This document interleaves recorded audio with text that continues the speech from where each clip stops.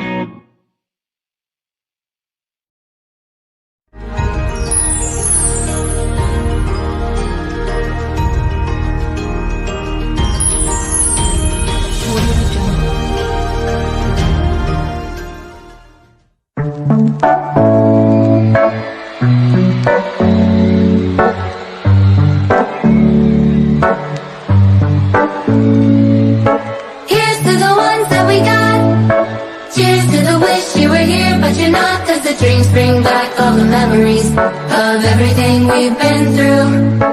Toast to the ones here today.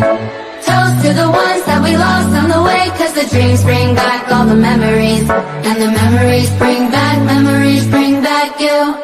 There's a time that I remember when I did not know no pain. When I believed in forever, and everything would stay the same. Now my heart feels like December. Will somebody say your name? cause I can't reach out to call you, but I know I will one day. Hey, everybody hurts sometimes, everybody hurts someday. Hey, hey, everything will be alright. go and raise your voice and say, hey, here's to the ones that we got. Cheers to the wish you were here, but you're not. Cause the dreams bring back all the memories of everything we've been through. Toast to the ones here today. Toast to the ones that we lost on the way. Cause the dreams bring back all the memories. And the memories bring back you. Memories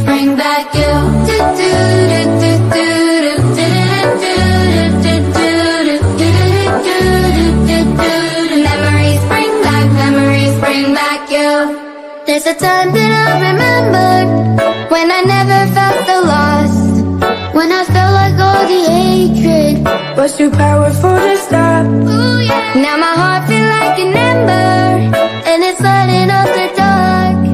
I'll carry these torches for ya, That you know I'll never drop. Yeah, everybody hurts sometimes, everybody hurts someday. Hey, hey, everything will be alright. go and raise your voice and say, hey, here's to the ones that we got. Cheers to the wish you were here, but you're not. Cause the dreams bring back all the memories of everything we've been through. Toast to the ones here today. Toast to the ones that we lost on the way. Cause the dreams bring back all the memories. And the memories bring back you.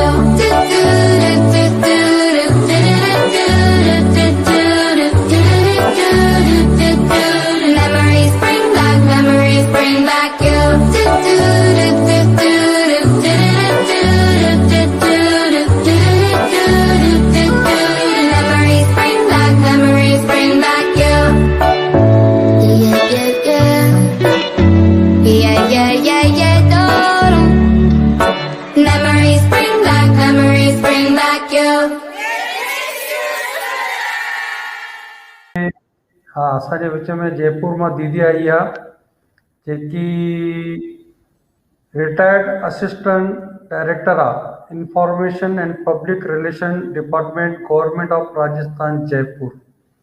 ऐं दीदीअ ॾिठो वञे त माना सिंधी ऐं हिंदीअ में कविता कहाणियूं नंढियूं कथाऊं व्यंग आदि जो ॾाढो लेखन कयो अथई।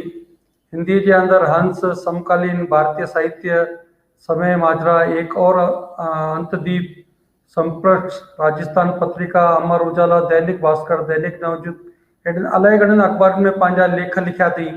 ऐं इन्हनि लेखन सां गॾु पंहिंजो कविता बि संकलन कयूं अथई ऐं उनजो प्रकाशन बि कयो अथई। चङनि ई माना कवि सम्मेलन के अंदर सहभाग वरितो अथई। ख़ासि करे आकाशवाणी जयपुर ऐं दूरदर्शन खां उन पंहिंजी कविताऊं ऐं कहाणियूं ऐं वार्तालाप जा प्रसारण थिया अथसि। 15 साल लगभग जयपुर के दूरदर्शन दूरदर्शन तां रोजगार समाचार जो वाचन कयो अथनि। अहिड़ियूं चङियूं उन्हनि जूं हुते माना कहाणियूं असांखे माना उन जेको परिचय ॾिनो आहे ॾाढो वॾो परिचय आहे। त एॾो वॾो परिचय माना असांजी दीदी घणी माना महिनती होशियार ऐं हूंदी। पर दीदी अॼु असां बि तव्हांखे हिकु सरप्राइज़ ॾियण वारा आहियूं। तव्हां जेको असांखे लिखी ॾिनो आहे इहो त तव्हां हाणे पढ़ंदो ई, पर असां तव्हांखे हिकु दादाजी नंढी सी हिकु वीडियो ॾेखारींदासीं पवन जी दीदीअ खे ऐं सभिनि असांजे श्रोताउनि खे असांजे दादा करमचंदानी दादा जो हिकु नंढो सो वीडियो ॾेखारियो।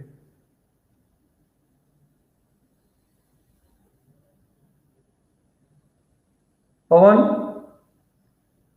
पवन पवन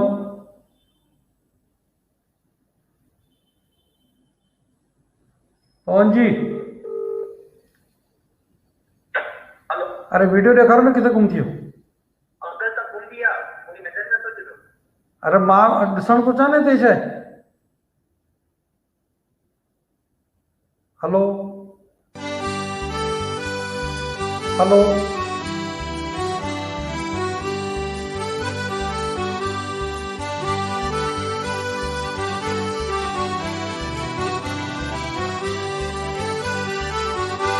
मिठा सिंधी सुठा सिंधी प्यारा सिंधी न्यारा सिंधी।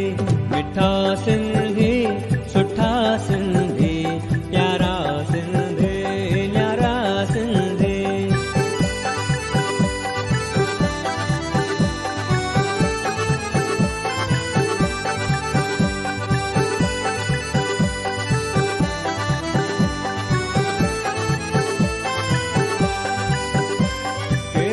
मिठी बोली जण दे पई अमड़ लोली सुठी ऐ सवली सवली जण मिसरी मिठी।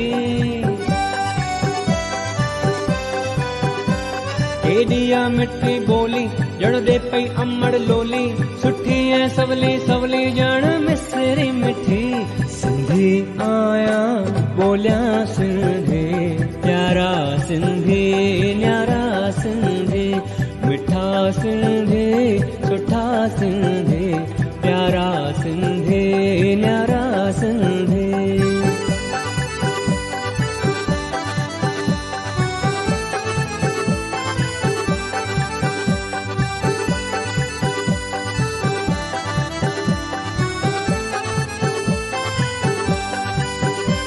कंवर भी गाए सिंधी चंदुर भी गाए सिंधी भगवंती गाए सिंधी गाए राम पंजवाणी। कंवर भी गाए सिंधी चंदुर भी गाए सिंधी भगवंती गाए सिंधी गाए राम पंजवाणी। तू भी सिंधी मां भी सिंधी प्यारा सिंधी न्यारा सिंधी। मिठा सिंधी सुठा सिंधी प्यारा सिंधी न्यारा सिंधी।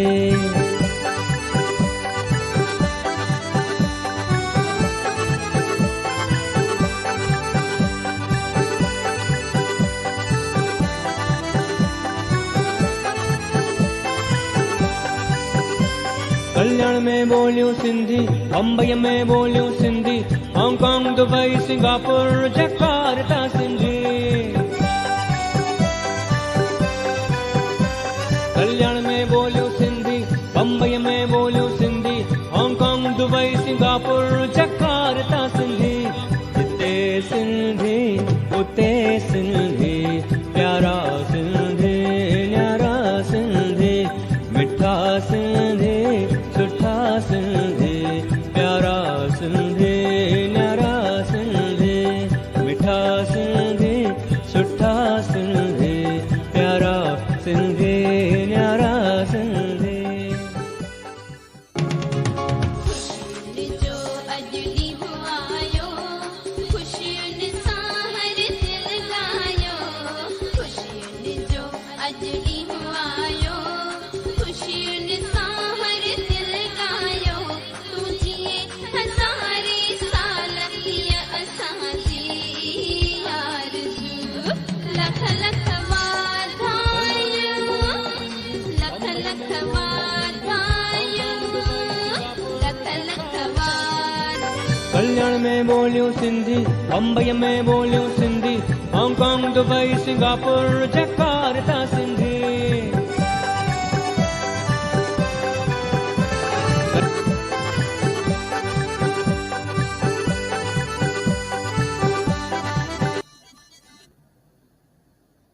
दीदी कीअं लॻो? तमामु सुठो, तमामु सुठो। संध्या कुंदानी दीदी तमामु सुठो वीडियो ठाहियो हो। Thank U. तव्हांखे बि सरप्राइज़ ॾियण जे लाइ तमामु शुक्रिया। हा दीदी अॼु लाइ ॿियो सरप्राइज़ हो, पर दीदी चई मूंखे हरीश भैया जो वीडियो, मां चयो पोइ दीदी मोकिलियो न, सोने पे सुहागा दीदी अचे ऐं हरीश भैया जो जे हुते वीडियो हले त इन खां वधीक अञा छा पाण खे खपे। त हो ओरिजिनल बि कयो, पर दीदीअ खे उहो घुरायो बाक़ी मूंखे आहे त तव्हांजो परिचय त मां कयो। तव्हां रिटायर्ड असिस्टेंट डायरेक्टर आहियो। तव्हां कयो थी वियो। कुझु टेक्निकल प्रॉब्लम आहे, मूंखे लॻो ॿुधण में आयो हुजे त दीदी हाणे तव्हां बि, हा तव्हां बि थोरो संस्कारनि जे बारे में जेकी तव्हांखे ॼाण हुजे, या महाराज स्वामी जीअं चयो भई काई शंका हुजे त तव्हां उहो पुछी था सघो। सभ खां पहिरीं त जय झूलेलाल ऐं तव्हांखे लख लख वाधायूं। तव्हां तमामु सिंधी भाषा जे लाइ, सिंधी सभ्यता, सिंधी संस्कृति जे वाधारे लाइ तमामु सुठा सुठा कमु करे रहिया आहियो ऐं शुभकामनाऊं बि ॾींदसि त अॻिते बि हीअं ई तव्हां कमु हीअं कंदा रहियो ऐं असांखे बि ख़ुशी थींदी। दीदी तव्हां जहिड़ा लेखक कवि, दादा जहिड़ा लेखक कवि असां सां गॾु हूंदा त असांखे बि हिकु ताक़त मिलंदी ऐं असां बि हिन कम खे वधाईंदा रहंदासीं।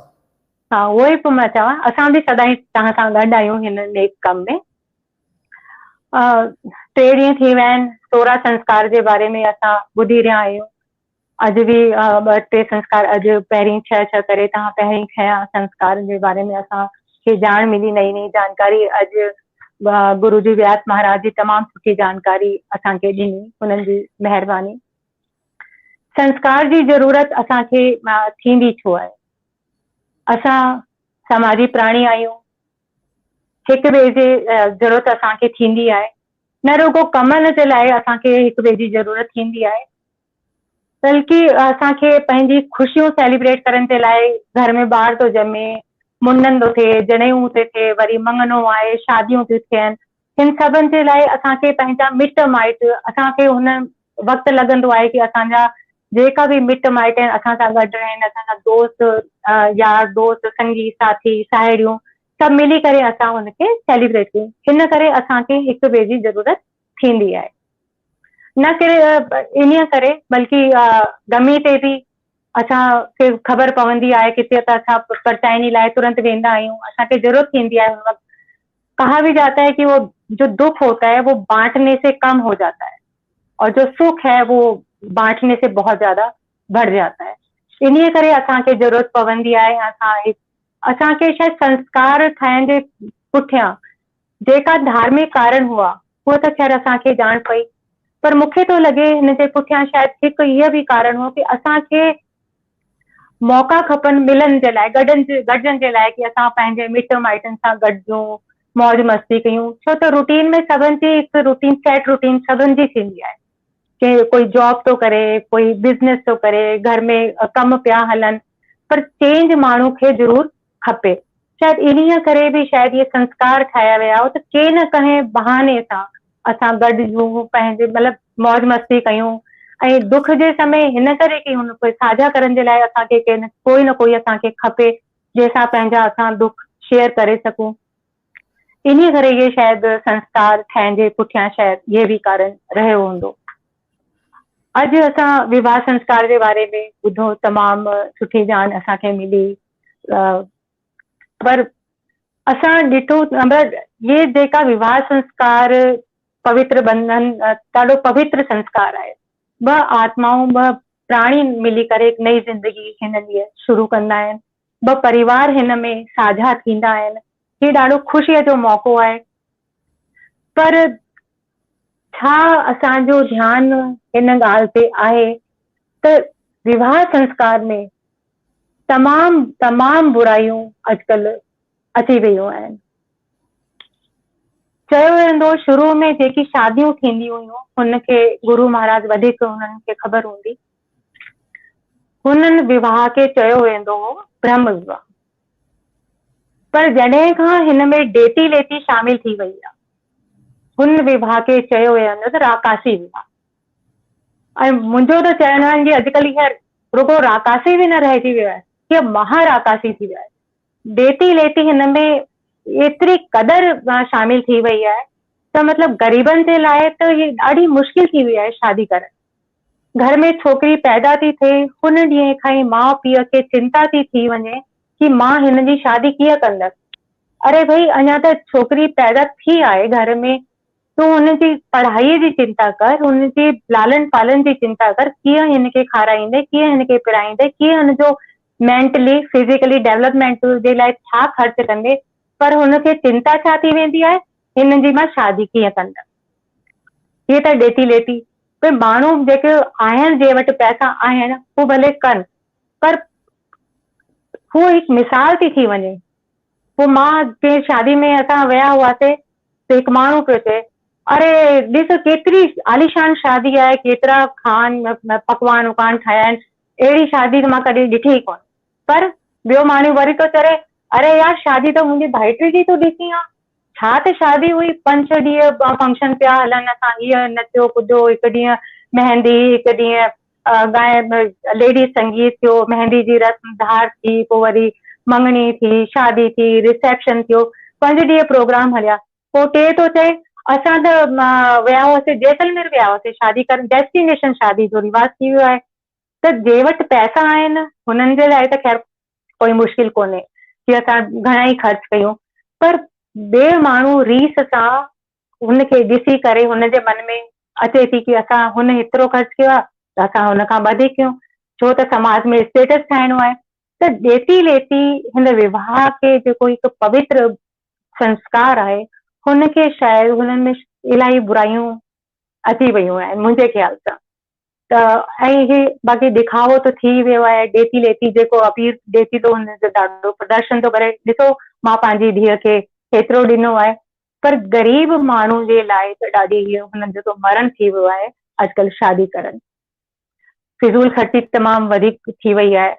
त मां त अॼु महाराज जन हिते आहिनि त हुननि खां पुछणु चाहींदसि कि तव्हां, ठीकु आहे सभु संस्कार तव्हां असांखे ॿुधाया, विवाह संस्कार पवित्र संस्कार आहे, ॾाढी गहराई सां तव्हां असांखे ॿुधायो, पर तव्हांजो हिन बारे में छा चवणो आहे त ॾेती लेती आहे, दिखावो आहे, फिज़ूल ख़र्ची वधी वई आहे, त हिन बारे में तव्हां पंहिंजे फॉलोअर्स खे छा चवणु चाहींदा?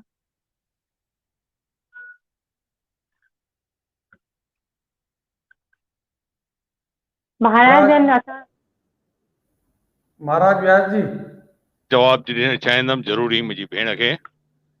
असांजे धर्म में, हिंदू धर्म में ॾेती लेती वास्ते छा चयल आहे पहिरीं इहो ख़बर पवणु ज़रूरी आहे। जेको थिए थो उहो ग़लति आहे, पर जेको असांजे धर्म में चयल मां ॿुधायां तव्हांखे। ॾेती लेती केतिरी करणी खपे। पीउ जी जेका प्रॉपर्टी आहे, धीअ जी शादी महिल उन महिल उन ताईं जो उन जेको हिसो आहे ओतिरो वधि में वधि उहो ख़र्च करे सघंदो आहे। जो मूं वटि ₹1,00,000 जी मुंहिंजी सेविंग आहे ऐं मुंहिंजा 2 ॿार आहिनि त मूंखे उन में वधि 25,000 ख़र्च करण जो अधिकार आहे। इन खां मथे वठण जो छोकिरी जी खे हक़ न आहे, छोकिरी जे माउ पीउ खे, छोकिरे जे माउ पीउ खे।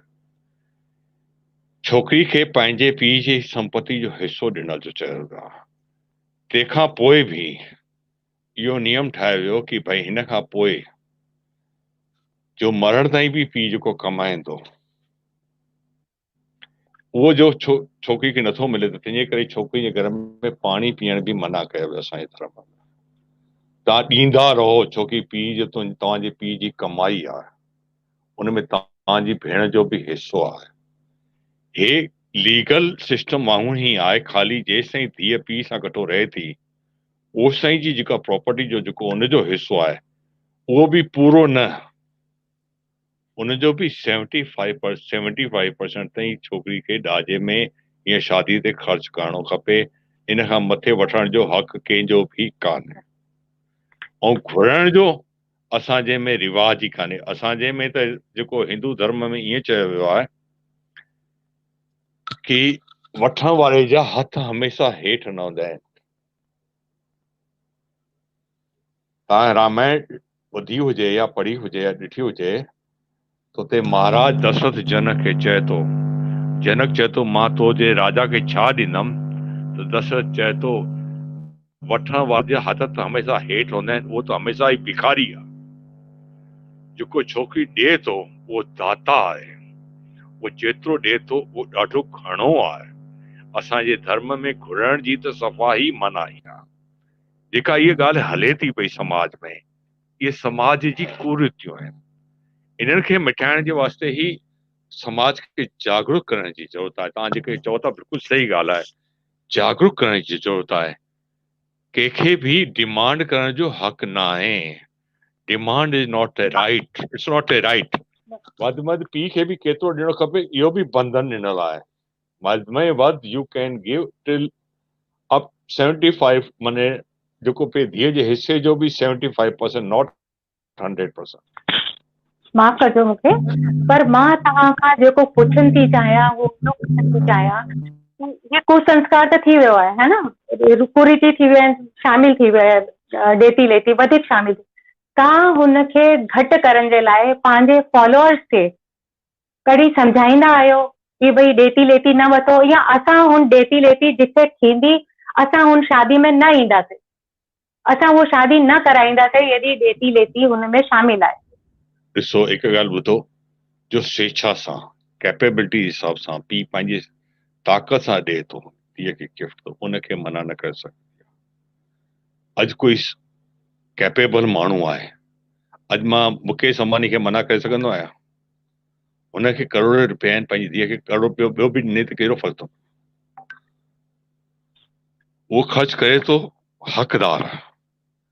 उनखे ॾिसी ॾिसी करे जेके ग़रीब करनि था उहो ग़लति आहे। कर्ज वठी करे करण सभिनी खां वॾो पाप आहे। काई बि धीअ न चाहींदी आहे कि मुंहिंजी शादी खां पोइ मुंहिंजो पीउ वेठो रोए। हर काई धीअ पंहिंजे पीउ जी परी हूंदी आहे, इहे तव्हां सोचे हलो।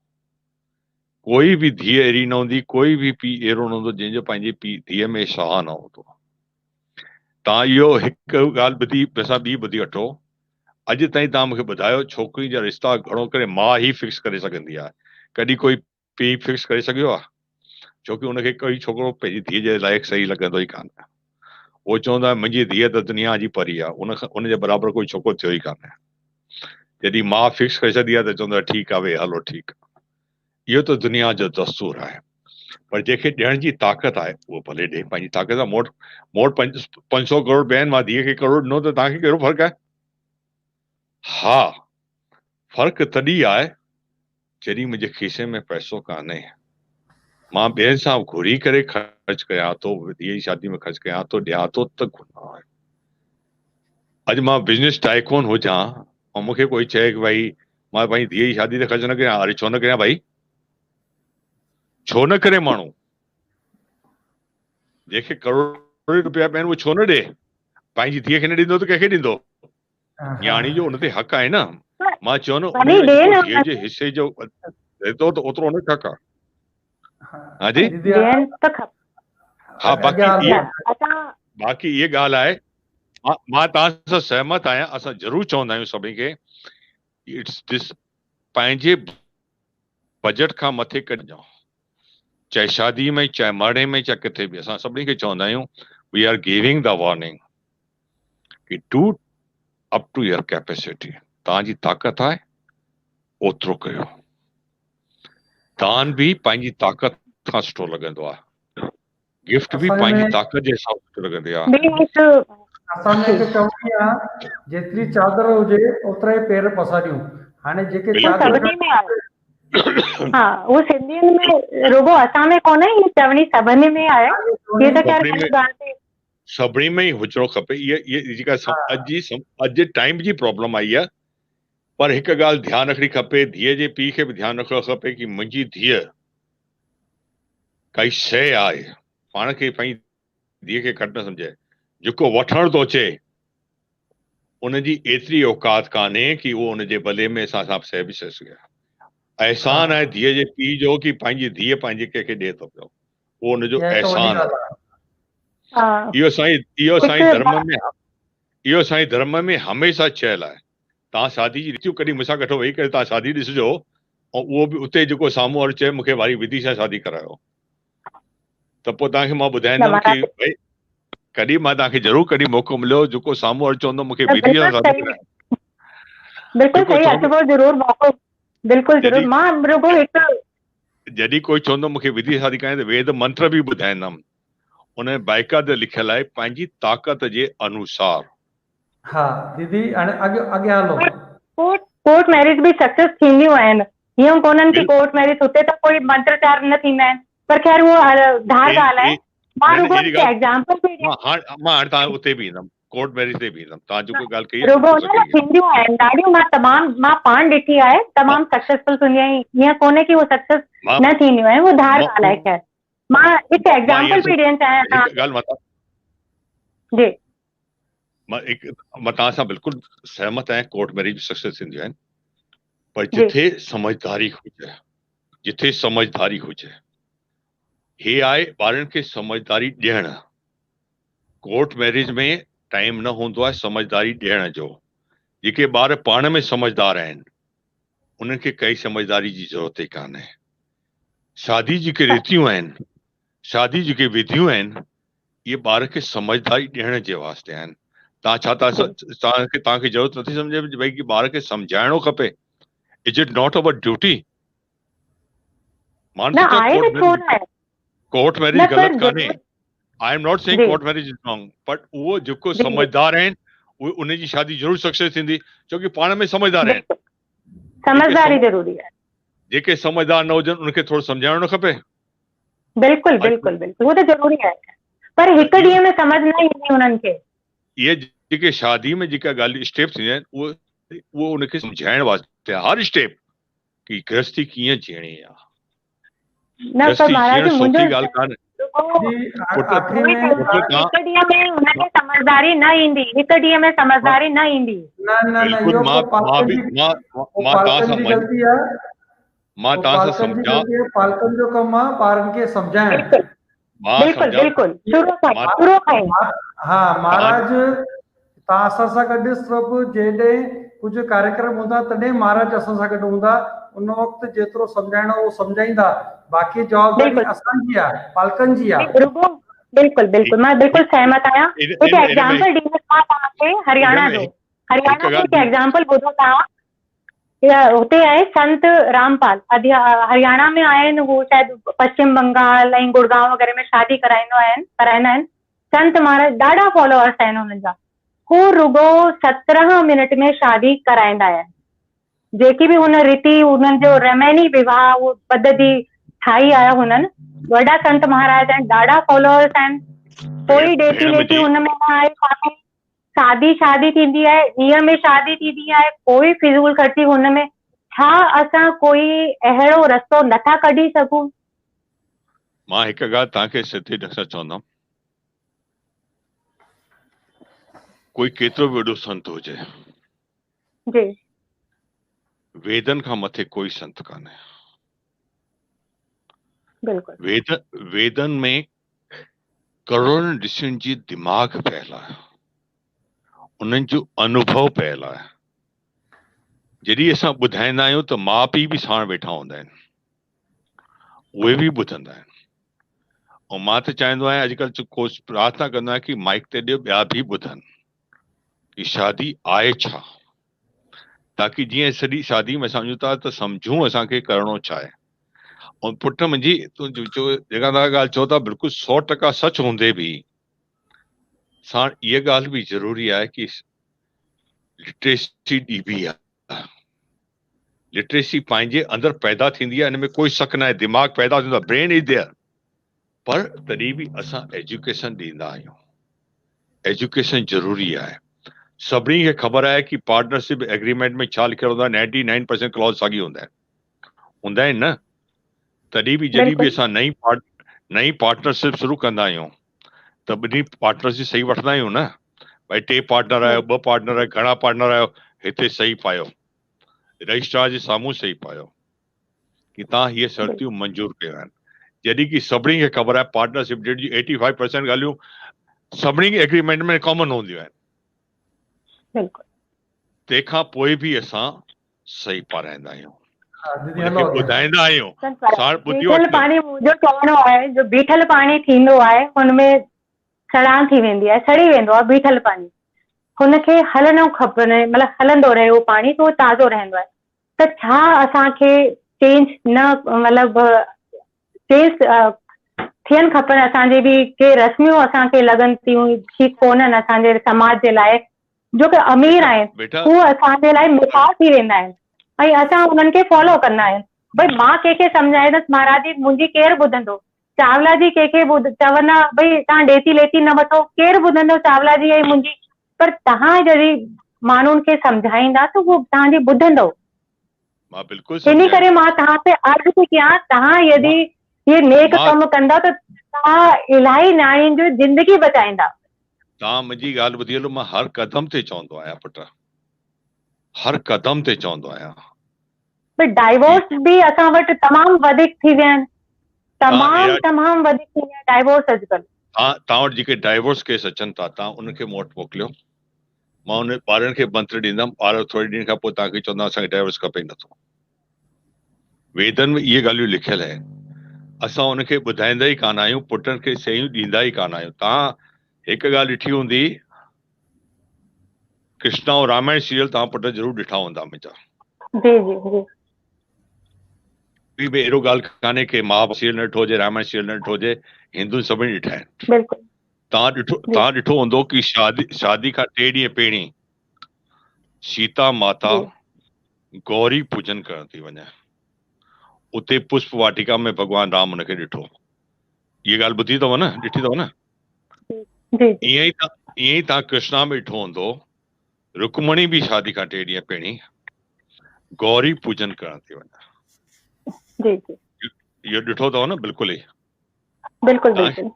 तव्हांखे ख़बर आहे न गौरी पूजन में छा थींदो हुयो? गौरी पूजन महिल जेको हुनजे पीउ जो गुरु हूंदो हुयो, गुरु ब्राह्मण हूंदो हुयो, जेको गुरु ऋषि हूंदो हुयो, जेको तॾहिं सभु ब्राह्मण ऋषि हूंदा हुया। अॼु असां सभु स्वार्थी आहियूं, माण्हू सोचा न आहियूं, असां हिन युग जा ब्राह्मण आहियूं, असां हुन युग जा ब्राह्मण न आहियूं। मां पहिरीं ॻाल्हि चवां थो भेण, मां हींअर सोचां कि मां कोई संत आहियां, महात्मा आहियां, न, I am a human being. मूं में सभु ऐब आहिनि जेके तव्हां में आहिनि, उहे सभु ऐब असां में बि आहिनि। पर मां पंहिंजे पुट जी शादी चई सघां, 1 रुपयो ॾाजो वरितो हुजे त मूंखे चई छॾियो।